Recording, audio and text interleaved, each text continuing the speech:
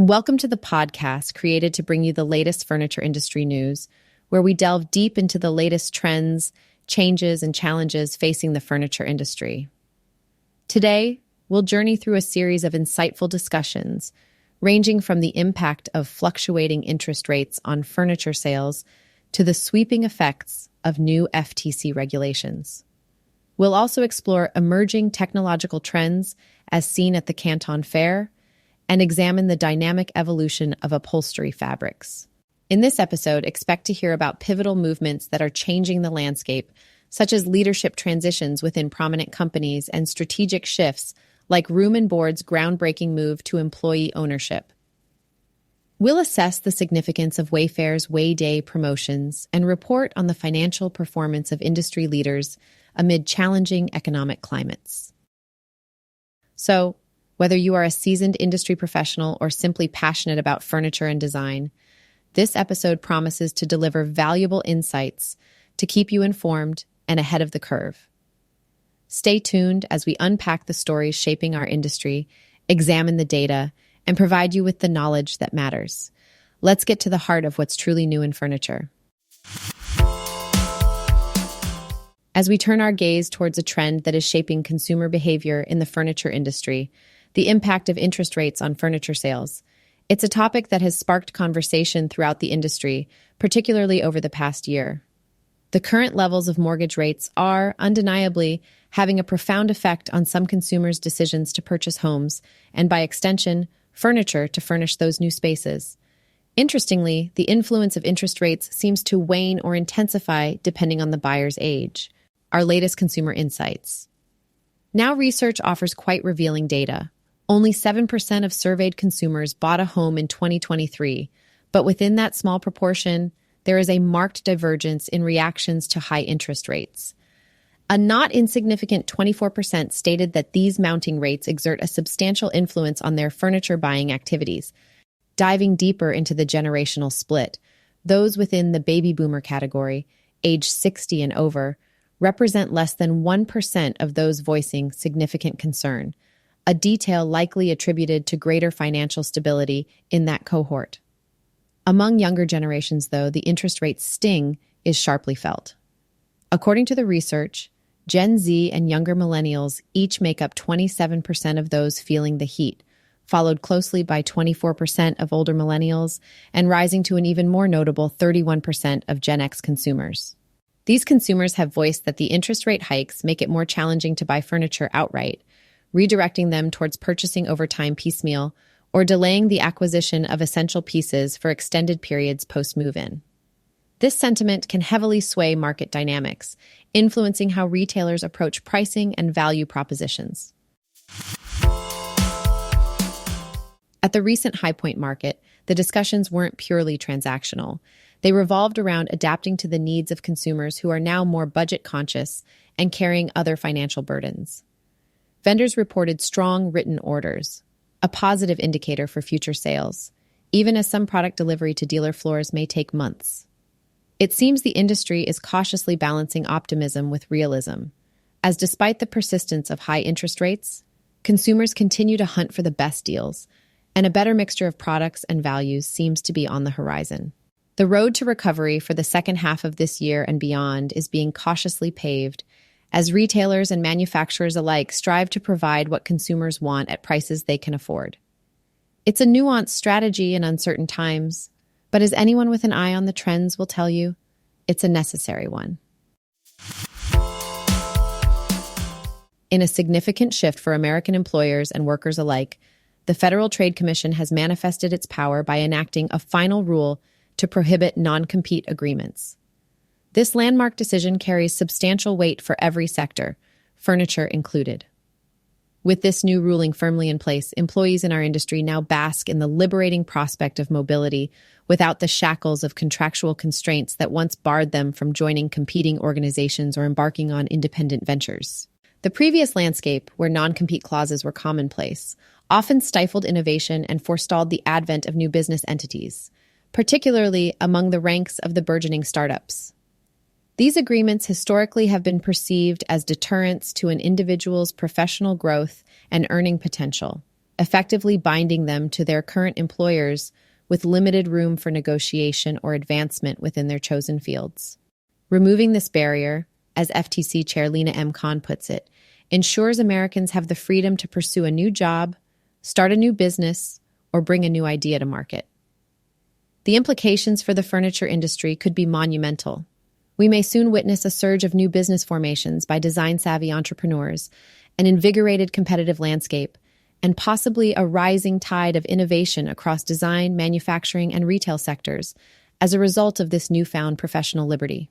Notably, the ruling excludes senior executives who are substantially compensated and hold policymaking positions, allowing existing non-competes to persist for this narrow echelon. Yet the courier of this decision to the broader workforce suggests a horizon gleaming with promise, a landscape where knowledge and talent are currency, and the right to exercise them is unimpeded by prior commitments. Critics and dissenting opinion holders, including some commissioners who perceive the rule as unlawful, are poised to challenge the FTC's mandate. The sweeping counter-argument promotes the notion that non-compete agreements protect a company's vital interests, trade secrets, and maintain industry stability. As legal clashes unfold, furniture businesses must prepare to navigate an inchoate paradigm of open talent exchange, where agility and adaptability in employment practices become the premium mantras for success. Overall, the FTC estimates that erasing non-competes will elevate average yearly earnings for workers and project a substantial curb in healthcare costs over the next decade. The expectation is also for innovation to flourish, quantified by forecasts of increased filing of patents annually for the next 10 years. As the furniture industry encounters this new regulatory domain, the effectuation of this rule could represent both a challenge to traditional corporate structures and simultaneously a catalyst for progressive practices that may ultimately reforge the sector in the countenance of modernity and progress. Leveraging social media has long been an effective strategy for digital marketers within the dynamic world of furniture retail. TikTok, in particular, has emerged as a powerful platform for reaching younger demographics with engaging content that can influence buying decisions. But the furniture industry faces a possible pivot as the U.S. Senate passes a significant bill, not just politically charged, but also with direct implications for furniture marketing strategies. The new legislation requires TikTok's parent company, ByteDance, to divest its U.S. operations, a mandate that introduces an element of uncertainty for businesses relying on the platform to connect with customers. As President Biden signs this into law, an intricate clock starts ticking. A one-year window for ByteDance to comply or face a potential ban of TikTok on U.S. soil. What does this mean for furniture marketers who have invested considerable resources in cultivating their TikTok presence? This development hits at the crux of a modern conundrum: the balancing act between leveraging cutting-edge platforms and safeguarding against market volatility.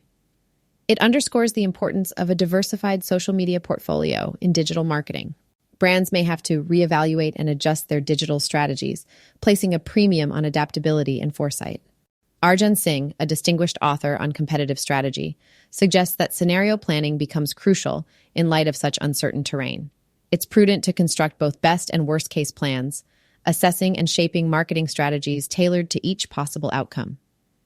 The furniture industry might have to brace for a reality where algorithms that have long determined what trends could see upheaval. This makes flexibility and innovation non-negotiables for brands seeking to maintain their edge in digital marketing, ensuring that they're not over-reliant on any single platform. For now, while the future of TikTok in the US remains in the balance, furniture marketers are standing at an inflection point. Their ability to navigate this change will likely be a testament to the resilience and ingenuity inherent in the industry. It's about being ready to tap into emergent opportunities and pivot into new realms of digital engagement. Whether facing challenges or embracing new beginnings, the furniture sector is poised to adapt, innovate, and continue to connect with consumers in meaningful ways. In the bustling world of home furnishings, where innovation intersects with design, the second phase of the 135th China Import and Export Fair, also known as the Canton Fair, has astutely spotlit the newest technological advances in our industry. The fair, running a course of 5 vibrant days, unveiled a slew of groundbreaking products under the banner of housewares, gifts and decorations, building and furniture, cementing its place as a pivotal platform for global trade in the furnishing sector. Opane Home Group, a purveyor of customized home solutions, wowed attendees with its state-of-the-art kitchen cabinet zone.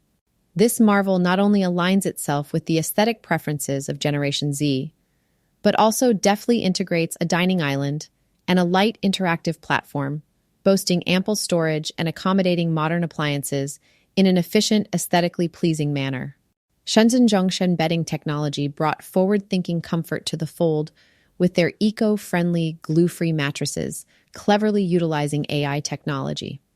The company's AI intelligent mattress series seems to possess an almost intuitive adaptability to users' body characteristics, offering comfort through vibration and sound waves, which is a nod to the burgeoning smart home trend. But the innovation doesn't stop there. Zhejiang Anji Yongfeng Furniture showcased office chairs and sofas that adjust across 4 height settings, featuring a dual-back ergonomic design.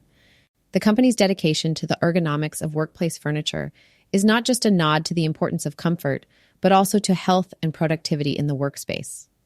The Canton Fair has always been a rich source of innovation, and this year was no different, presenting immensely valuable insights into the technological trends poised to shape our homes and offices. As these products migrate from the fair's floors to living spaces worldwide, we are reminded yet again that within the heart of the home furnishings industry lies an unyielding spirit of innovation and forward-thinking design.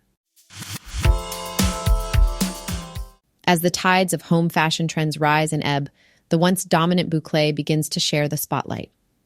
At the most recent High Point Market, the familiar nubby, loopy textures continue to grace showrooms, yet we notice a shift towards more nuanced expressions of boucle.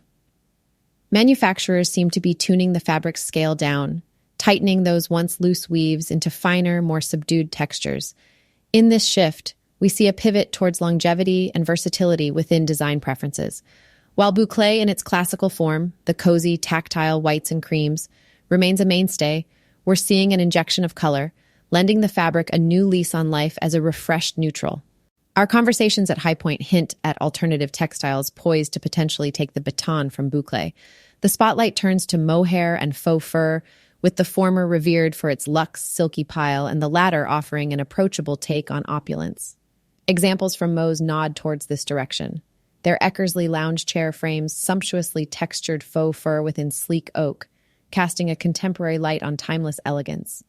Another trend-catching eye is the creative use of corduroy in upholstery, with its pronounced wail conjuring up the tactile allure that boucle held.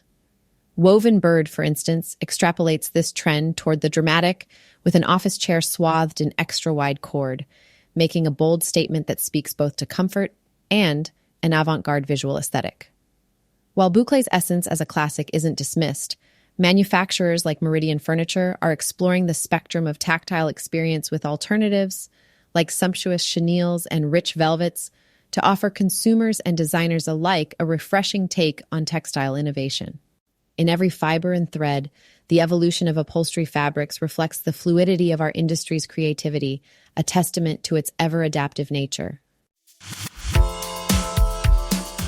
Safety within the furniture industry is paramount, and it's precisely why significant attention is being directed toward the recent recall of roughly 1,250 ghost bed mattresses. The United States Consumer Product Safety Commission has raised a red flag concerning these products, citing violations of federal flammability regulations, a concern that cannot be taken lightly as it poses a potential fire hazard to consumers. Ghost bed mattresses, known for their comfort and supportive build, are now under scrutiny for not meeting the smoldering ignition requirements set by regulatory standards. This recall encompasses mattresses labeled with model numbers starting with 12 GBNAT, or those referred to as natural. These models span across a variety of sizes from twin to California king, and are recognized by their distinctive ivory top and ivory quilted side panels, branded with the Ghost Bed Natural logo embroidered in black and green.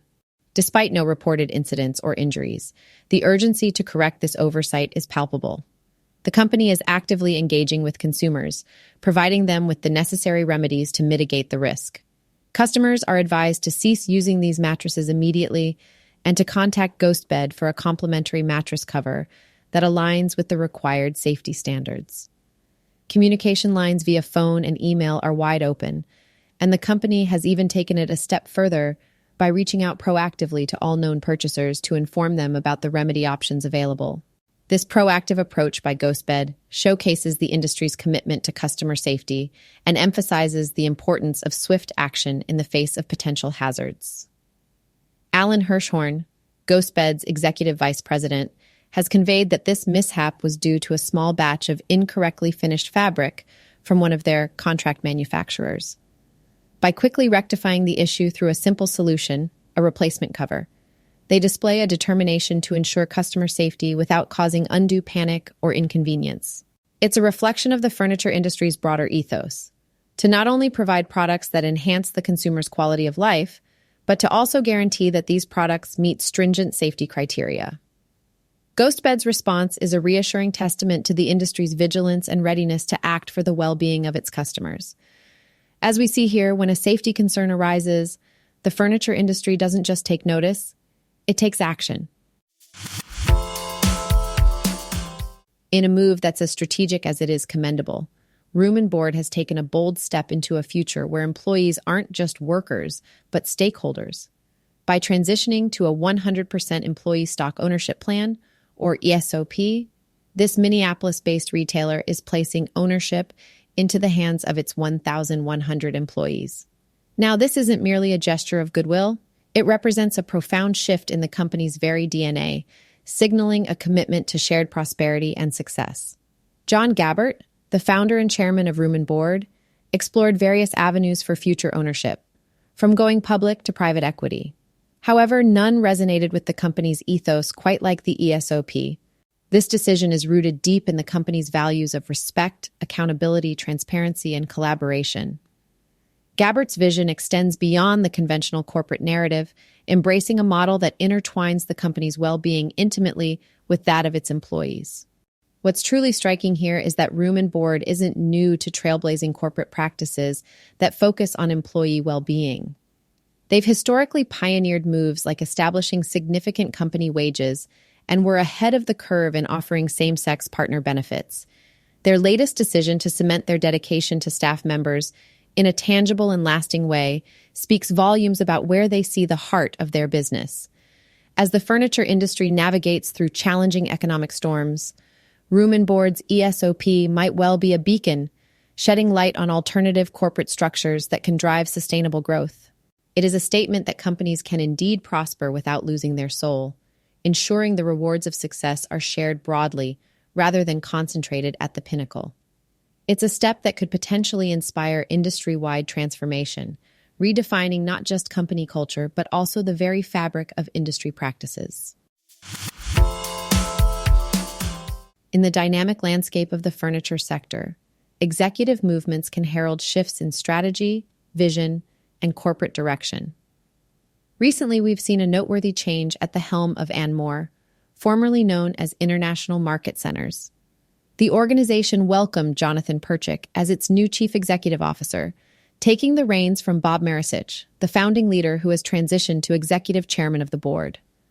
Perchik brings over 2 decades of leadership experience and a track record of driving growth and transformation across various industries.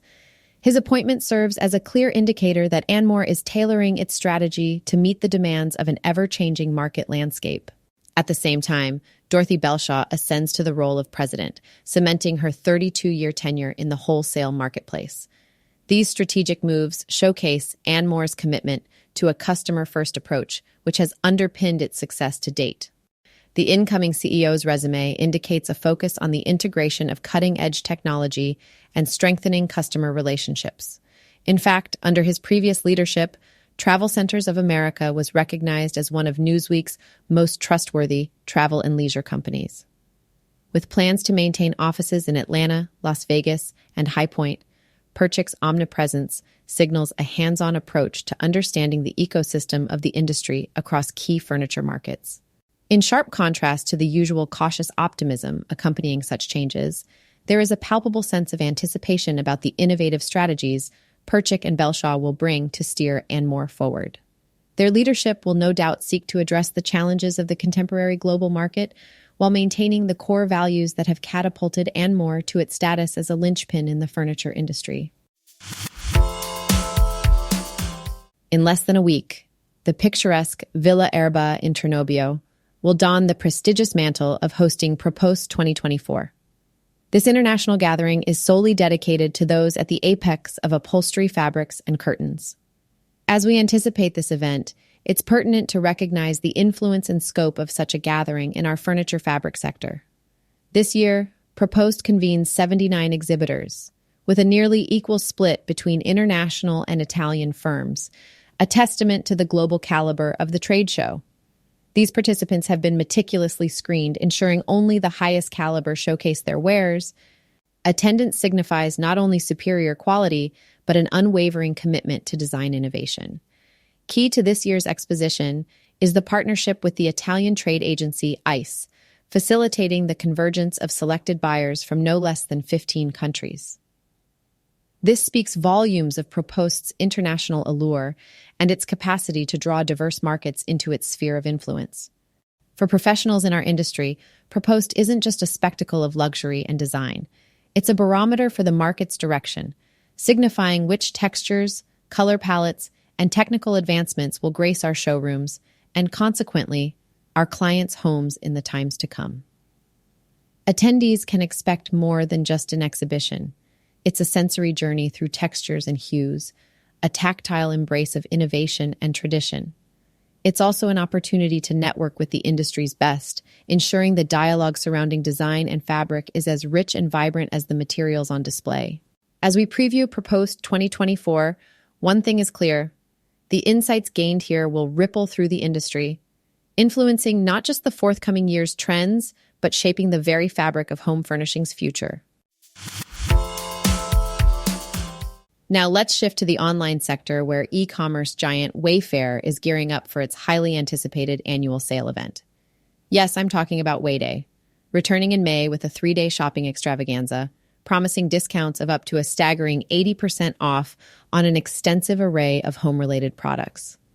As professionals in the furniture industry, the potential ripple effects of Wayfair's aggressive promotion strategy are undeniable.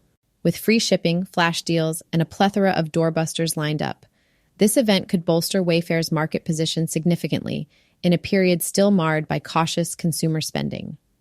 By offering deep discounts across its various brands, which include Wayfair itself, Joss & Main, All Modern, Birch Lane, Paragold, and even Wayfair Professional, the company is casting a wide net to catch a diverse range of customers seeking quality furniture at bargain prices.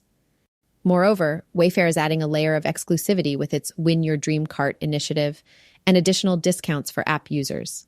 Aimed at increasing customer engagement and loyalty, this could drive higher traffic to their platforms and potentially convert casual browsers into actual buyers. The question, of course, remains: will this promotion be enough to combat broader industry trends defined by cautious consumer spending? Or might it stimulate the market by inciting competitors to follow suit, possibly intensifying price wars?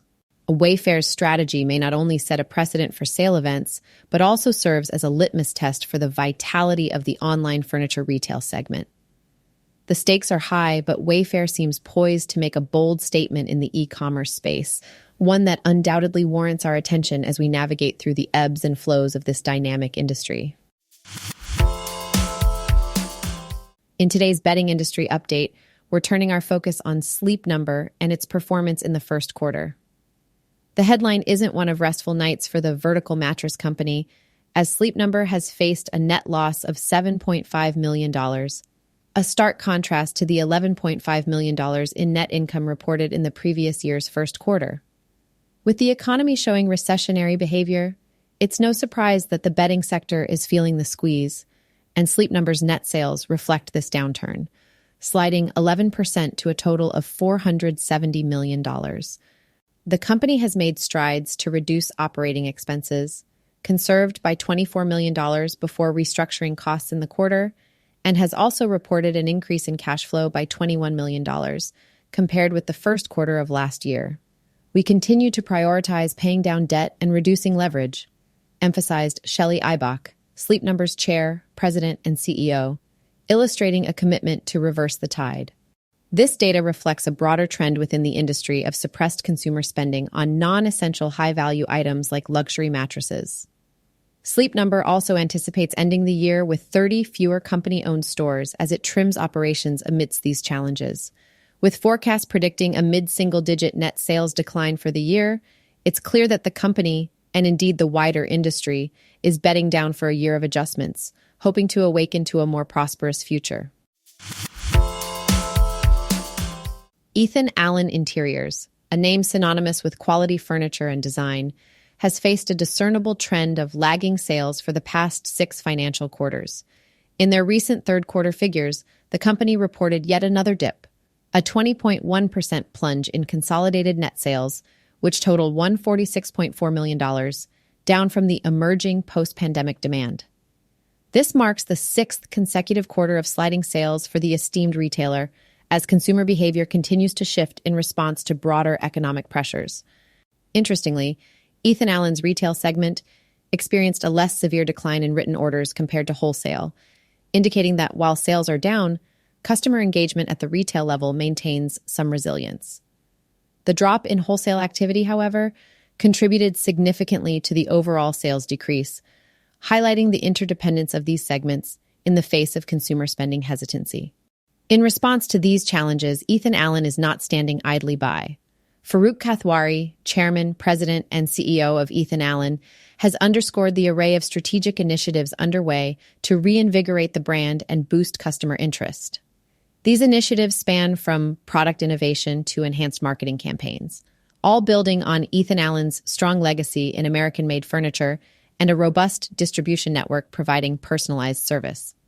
Moreover, the company's efforts to streamline operations have been notable, with a significant decrease in inventory levels and payroll reductions aimed at aligning expenses with current demand.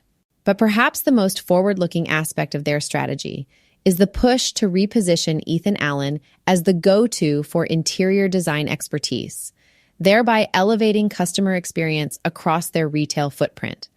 As we continue to monitor the company's trajectory, these strategies may well pave the way for a rebound in sales. Kathwari remains cautiously optimistic amidst these economic ebbs and flows. His belief in the inherent strength and adaptability of the brand sheds a hopeful light on Ethan Allen's path forward. Turning to a prominent name in discount retail, Big Lots has been grappling with a significant downturn in sales, with the numbers from 2023 painting a stark picture. The retailer faced a double-digit decline that stretched across all product categories, a trend that can't be ignored by an industry that thrives on consumer spending. The impact was particularly harsh within the furniture segment. Broyhill-branded furniture, a mainstay at Big Lots, experienced scarcity in the first half of the year, which was a notable setback. Fortunately, as Broyhill supplies stabilized, there was a visible improvement in sales, speaking to the brand's enduring draw among Big Lots' consumer base. The broader soft home category wasn't spared either, with sales and comparable store sales each dropping over 12%, leading to a decline of nearly $105 million from the preceding year. This downturn reflects a wider pattern of decline in discretionary spending, influenced by economic pressures that notably affect the decision-making process of the retailer's key customer demographics. As Big Lots adjusts to this new market reality, they've put into context how these shifts have a profound impact on their strategies. The retailer is re-evaluating its approach to inventory management, striving for more efficient operations, and certainly reassessing how it can capture consumer attention and dollars in a highly competitive space. Looking ahead, it's critical for Big Lots, and indeed for the wider industry, to keep a close eye on economic indicators and consumer sentiment. The resilience of any retailer, especially in the value segment, is tested in such times, and agility and strategy will be key to navigating the headwinds and finding a path back to growth. As we come to the close of today's episode, we've traversed a landscape of change and innovation in the furniture industry, from shifting interest rates affecting consumer purchasing power to the banning of non-compete agreements by the FTC, which promises a new dynamic in industry employment. We've also considered the bittersweet news of potential TikTok limitations, possibly redefining digital marketing strategies going forward. We witnessed the unveiling of exciting tech trends at the Canton Fair, contemplated the evolution of upholstery fabrics with Bouclé's crown being challenged, and addressed the need for safety with GhostBed's product recall. Room and Board's move to an employee stock ownership plan exemplifies forward-thinking corporate culture, while leadership changes at Enmore signal a new direction for the company. We previewed the esteemed Propost 2024 trade show, analyzed Sleep Number's financial dip, and looked at the sales vacillations for both Ethan Allen and Big Lots. Each segment of news carries with it lessons and insights, painting a broader picture of a vibrant industry consistently on the move. Thank you for joining us. The furniture industry continues to be a realm of constant adaptation, integrating fresh trends with traditional resilience. Keep an eye on these developments. They're the harbingers of tomorrow's opportunities. Until next time, stay informed and inspired, because what's new in furniture today shapes the homes of tomorrow.